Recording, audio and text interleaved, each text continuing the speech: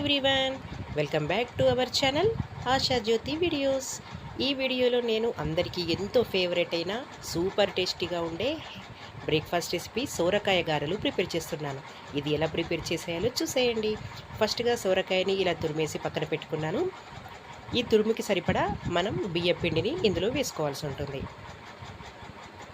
ఇది బియ్య పిండితో చేసుకుంటేనే టేస్ట్గా ఉంటుందండి. గోధుమ పిండి అలాంటివి ఏవి వేసుకోకూడదు. తురుముకి సరిపడా బియ్యపిండి వేసేసుకొని అందులో కరివేపాకు, ఆ తర్వాత తగినంత నువ్వులు వేసాను. ఆ తర్వాత టేస్ట్కి సరిపడా పచ్చిమిర్చి పేస్ట్ వేసేసాను. ఇందులో మీరు పచ్చిమిర్చి పేస్ట్ వద్దనుకుంటే కారపొడి కూడా యూజ్ చేసుకోవచ్చు. ఓకేనా? నేను పచ్చిమిర్చి పేస్ట్ వేసేసిన తర్వాత తగినంత ఉప్పు వేసేసాను. ఇదంతా మంచిగా పిండిలో కలిపేసే విధంగా మంచిగా కలిపేసేయాలి. మీరు రుచి చూసుకొని ఇంకాస్త అవసరమవుతుందనుకుంటే పచ్చిమిర్చి పేస్ట్ యాడ్ చేసుకోవచ్చు. మనం ఇందులో వాటర్తో కలపకూడదండి. సోరకాయలోనే చాలా వాటర్ ఉంటుంది. ఆ సోరకాయ తురుముతోనే ఆ బియ్య పిండి అంతా చపాతీ పిండిలా తడిపేసుకోవాలి. అందుకని చెప్పాను తురుముకి సరిపడా బియ్య పిండి వేసుకోవాలి అని.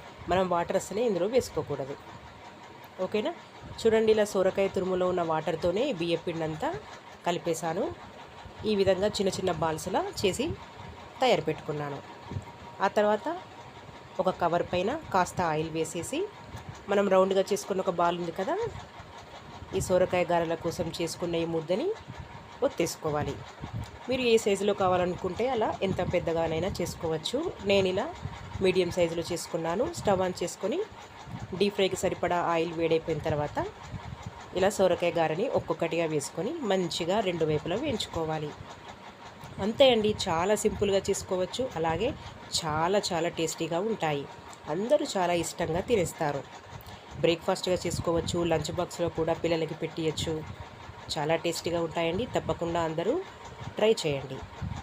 అంతే అండి, ఇలా రెండు వైపులా వేగిపోయిన తర్వాత ఆయిల్లో నుంచి తీసేసాను. ఎంతో టేస్టీగా ఉండే ఈ సొరకాయ గారెల్ని తప్పకుండా అందరూ చేసుకోండి. అందరికీ బాగా నచ్చుతుంది.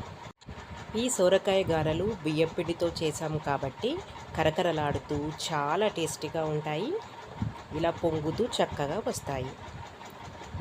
చూసారు కదా, నేను ఈ వీడియోలో చెప్పిన విధంగా అలానే చేసుకోండి, చక్కగా వస్తాయి.